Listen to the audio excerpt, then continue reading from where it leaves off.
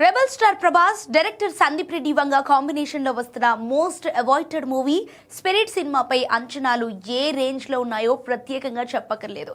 తాజాగా ఈ cinema sets నుండి అదిరిపోయే అప్డేట్ అయితే బయటకు వచ్చింది. ప్రెజెంట్ ఈ సినిమా షూటింగ్ శరవేగంగా జరుగుతోంది. అయితే హైదరాబాద్లోని రామోజీ ఫిలిం సిటీలో జైల్ సెట్లో ఈ సినిమాకు సంబంధించిన కీలక షెడ్యూల్ నడుస్తోంది. అక్కడ ప్రభాస్ పై పవర్ఫుల్ జైల్ సీక్వెన్స్ ను చిత్రీకరిస్తున్నారు. ఈ సీన్ సినిమాలో one of the major highlight గా నిలవనుందని టాక్.